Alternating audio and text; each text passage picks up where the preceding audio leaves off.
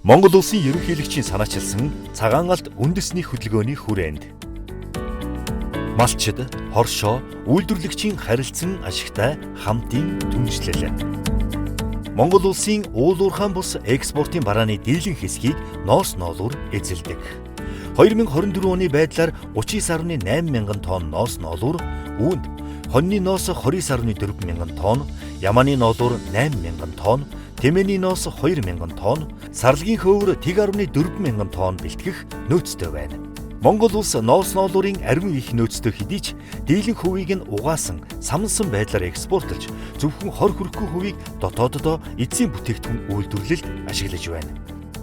Сүүлийн 30 гаруй жилийн хугацаанд түүхийн эд бэлтгэлийн тогтолцоо алдагдаж, малчдын бэлтгэсэн түүхийн эдийг цуглуулах, зах зээлд борлуулах ажлыг чэнжүүд гүйцэтгэсээр ирсэн юм а. Гэвч түүхийн эдийг стандартын шаардлагад нийцүүлэн өнгө чанараар ангилан ялгахгүй, зөвхөн тоо хэмжээнд анхаарсаар ирсэн нь түүхийн эдийн чанар муудах, улмаар өрсөлдөх чадвар буурахад нөлөөлж байна. Ноолуурын нарийн чанарыг төдийлөн үнэлэхгүй байна. Гарц өндөртөө эрлийн зухан тавьчихвал ариун их ноолуур авах юм байна. Тэгж болохгүй хаа. 1-2 жилдээ ашигтай мэт боловч манай ноолуурыг бүдүүн гэд мэдчихвэл авхан олдохгүй, үнэн бүр унана.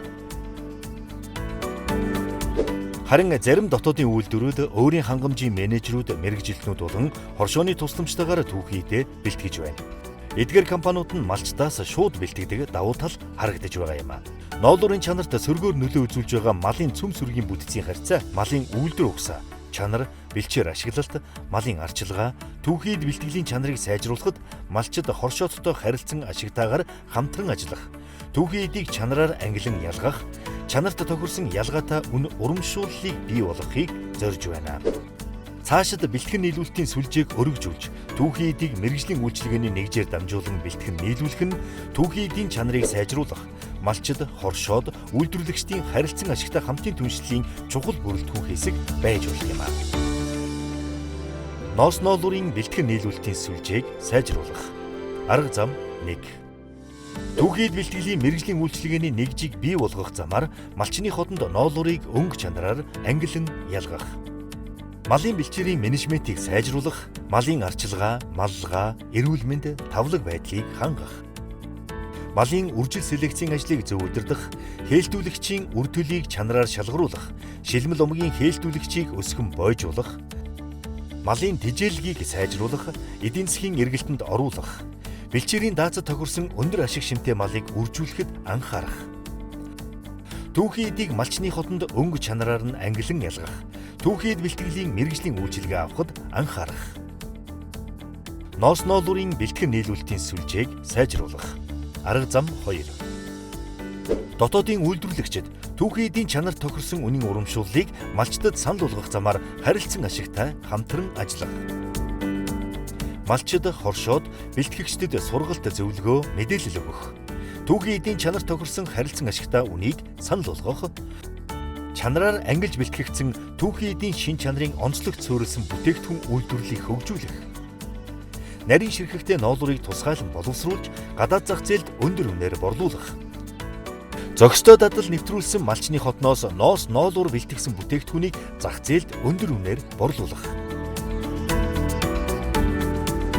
Хамтын түншлэлийн үр дүн. Бүтээгдэхүүний өөрийн өртөг буурна. Бүтээгдэхүүний чанар дээшлэнэ. Түүхийн эдийн чанарт уялдсан технологийн чанарын хяналтын системийг бий болгоно. Бүтээгдэхүүний үнцэн, өрсөлдөх чадвар нэмэгдэж, борлуулалт өснө. Түүхийн эдийн үн тогтвортой, өндөр үнээр авах боломж бүрдэнэ. Дээрх аргачлалаар хамтрвал малчин тогтвортой орлоготой, хоршоо өргөжн тэлж, үйлдвэр чанартай түүхийн эдтэй энэ гурвалсан түншлэл нь Монголын хөдөө аж ахуйн салбарын тогтвортой хөгжлийн түлхүүр юм а. Энэ бол зөвхөн эдийн засгийн харилцаа биш. Энэ бол итгэлцэл, хамтын хөгжил, үндэсний брендийн үндэс юм. Малчид, хоршоо, үйлдвэрлэгч. Тэдний хамтын ажиллагаа нь зөвхөн өртгийг нэмэгдүүлж байгаа хэлбэр биш юм. Харин Монголын ирээдүйг хамтдаа бүтээж байгаа алхам юм. Түүхийн эд бэлтгэл тулгамдсан асуудлуудыг шийдвэрлэхэд малчид, үйлдвэрлэгчдийн харилцан ашигтай хамтын түншлэл чухал.